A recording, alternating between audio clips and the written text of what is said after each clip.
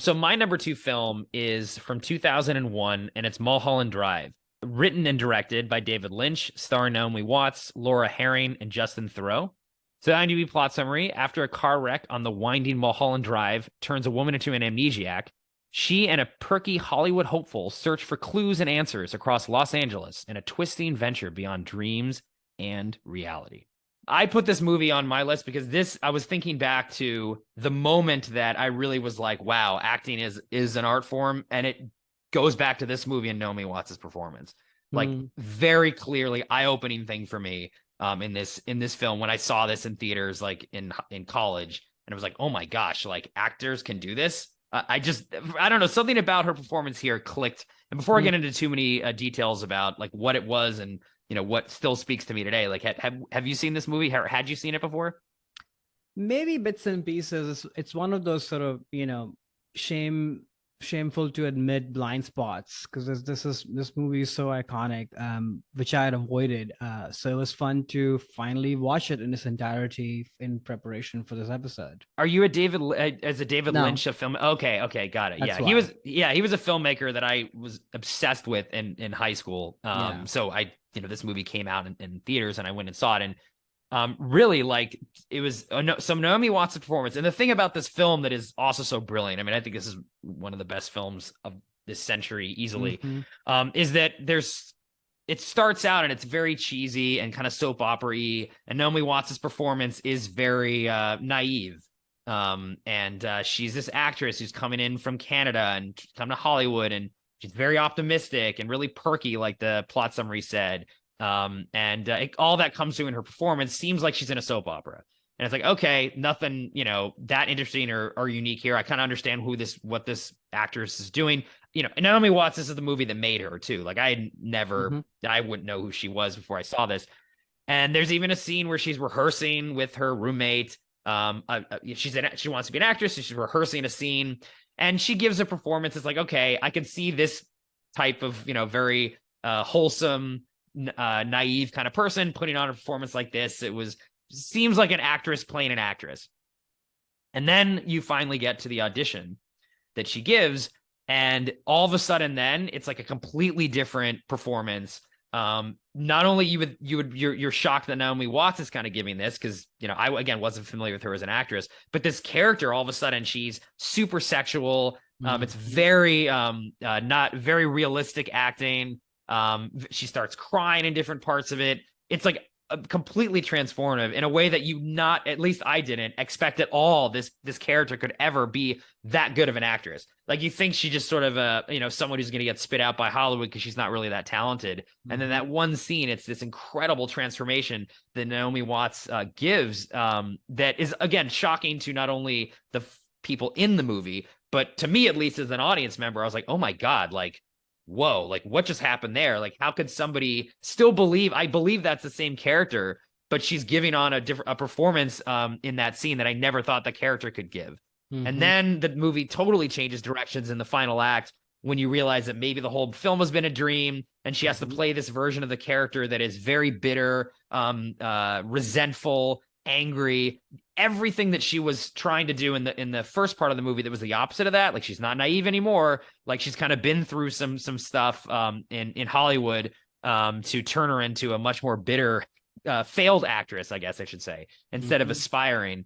And the fact that she's able to give so many different performances in one movie, I think, is what, to me, it was like, whoa, like, first of all, who is this actress? I've never seen anything like this before in screen. And then also made me really be like, wow, like, acting is something I should be paying more attention to. This really was like a light bulb moment for me when I saw this film. That. Yeah, how did you react to? We'll just start with her performance, and I'd love your thoughts on the other performances in the film too, because I think Laura Herring does an incredible job too. But on Naomi, like, how was? I guess coming to this now, who she was. Oh yeah, definitely. And I'll just say it out.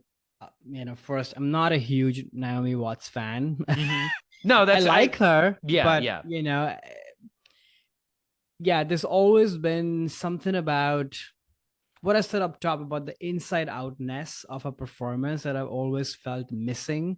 That technically the skills are there, and on the surface, or even maybe an inch below the surface, the stuff is there, but to me it's never kind of seeped in the bones and the blood.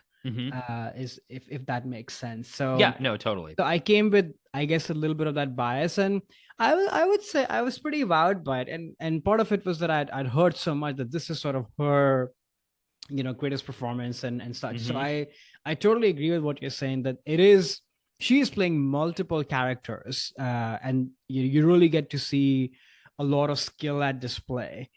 That said, though, and again, I don't know how much of this is Naomi Watson, how much of this is even David Lynch, who I haven't seen that many movies of. I mean, this is clearly a David Lynch showcase. The movie is brilliant. Yeah. There is no question about that. And again, like a lot of, auteur directors, it comes down to how interested are they in their actors and their process and such. But what I felt a little bit missing was that exact thing, is that I was looking to hold on to some sort of connecting thread between all these different people that she's playing. Oh, okay. Who are the same person, actually, Right, probably. Yeah. I mean, the movie is up to a lot of interpretation, but yeah, right. Probably. But in one interpretation, which is sort of the leading dominant interpretation, that's what it is. So I was looking for that. And once again, I sort of felt that in your inside out, in your bones sort of thing missing. And this could also be, Lynch's thing, because you don't get to the real world portrayal of who she is now until very, very long, and you only see a very little bit of that, and that part is also very heightened. So there isn't much room given for us to kind of really connect all the other portrayals to that central present portrayal. So maybe that's what's missing. But I also think the movie is not interested in that. The movie is interested in other things about the dream quality and the plot of it and the magic of it and the horror of it and such. It's not really interested in the character either, to that degree. I think this movie in a different director's hand is a totally different character study. This is not a character study. Right. No, this is not. Well, it is and it isn't. I think they're using her character to say a lot of other things about Hollywood and making art in Los Angeles. And I mean, this movie has the main thousands of layers in it. Exactly. But yeah, she was very good, but I still was left, just wanting a little bit more, is what I would say. Okay. Yeah. I mean, I'll say this is definitely her best performance. I'm not like a Naomi Watts. Oh yeah, this is her best fanatic, for sure. Or I don't think she's the best actress to ever grace the screen. This performance in this movie just hit me. I think again, it could have been the time as well of whoa, what, I didn't know that actors could do this, to be honest, until I saw this movie. And, maybe it is also, or it is too, the film is, I'm a big David Lynch fan. I think this is his masterpiece, and the movie is amazing. I mean, I hadn't watched it in several years actually until watching it for this podcast, and it just still holy moly just blows me away. It just the filmmaking in here, and just to think that this originally was a TV show that he did.